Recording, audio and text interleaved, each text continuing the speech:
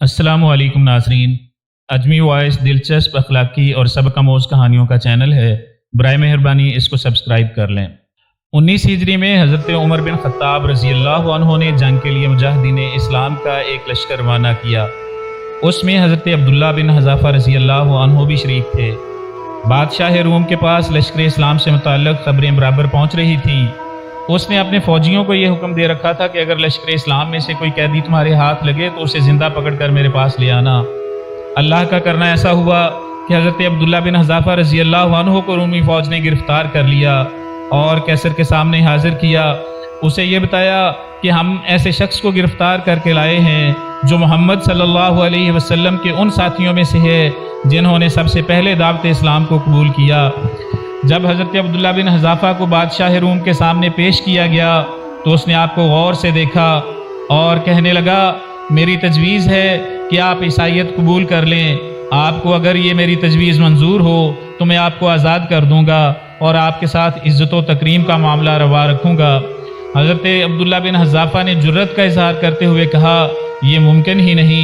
जिस शय की तरफ आप मुझे दावत दे रहे हैं मैं उससे 1000 दर्जा बेहतर ये जानता हूँ कि मैं मर जाऊँ। कैसर ने कहा, आप मुझे बहादुर इंसान मालूम होते हैं, आप मेरी ये तजवीज़ कबूल कर लें तो मैं आपको अपनी सल्तनत में शरीक कर लेने पर भी तैयार हूँ। बेड़ियों में जकड़ा हुआ ये कैदी इस पर मुस्कुराया और यूं गोया हुआ, खुदा की कसम आप मुझे अपनी हुकूमत और जज़ीरतुल अरब की ममलकत देकर भी ये उम्मीद नहीं रख सकते कि मैं दीन मोहम्मद सल्लल्लाहु अलैहि वसल्लम से एक लहज़ा के लिए भी मुनहरफ हो जाऊँ। उसने गज़बनाक होकर कहा, मैं आपको कत्ल कर दूंगा। आपने फरमाया, आप जो चाहें कर देखें। इसके बाद आपको फांसी दे देने का हुक्म सादर कर दिया गया।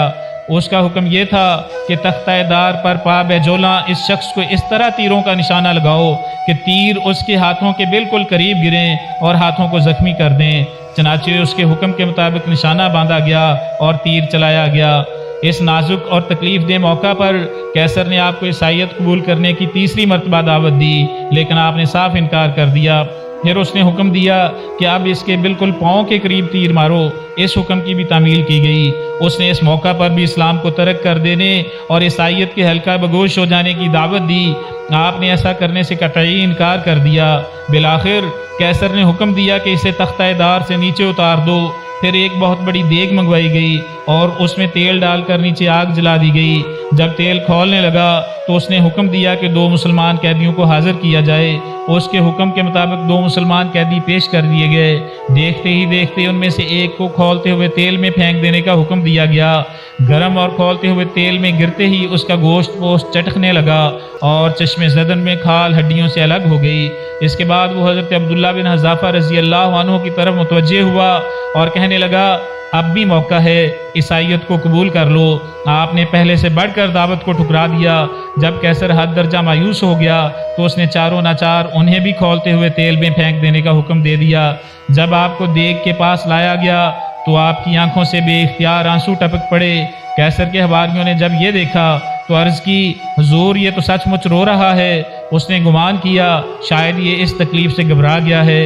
जब आपको कैसर के सामने पेश किया गया तो उसने फिर आपको तीसरी मरतबा ईसाईयत के सामने सर झुका देने की दावत दी। आपने इस बार भी इनकार कर दिया। उसने ताज्जुब से पूछा, अरे ये बात थी तो तुम रोते क्यों थे? आपने जवाब में कहा, मेरे रोने की वजह ये थी, ये मंजर देखकर मेरे दिल में ख्याल आया था कि मेरे पास तो सिर्फ एक ही जान है। काश मेरे पास ऐसी 1000 जानें होती और हर जान को इस खौलते हुए तेल में डालकर राह खुदा में कुर्बान कर देता। उस जालिम का ये सुनना था कि अंगुश्ते बद अंधा होकर रह गया। कहने लगा, अब अगर तुम मेरे सर को चूम लो तो मैं तुम्हें आज़ाद कर दूंगा। हज़रत अब्दुल्ला ने पूछा, क्या तुम मेरे साथ तमाम मुसलमान कैदियों को भी आज़ाद कर दोगे? उसने कहा, हाँ, मैं तमाम मुसलमान कैदियों को भी रिहा कर दूंगा।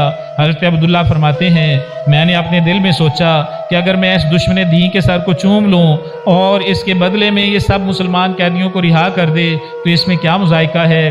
फिर आप उसके करीब आए और उसके सर पर अपना बोसा सबत कर दिया।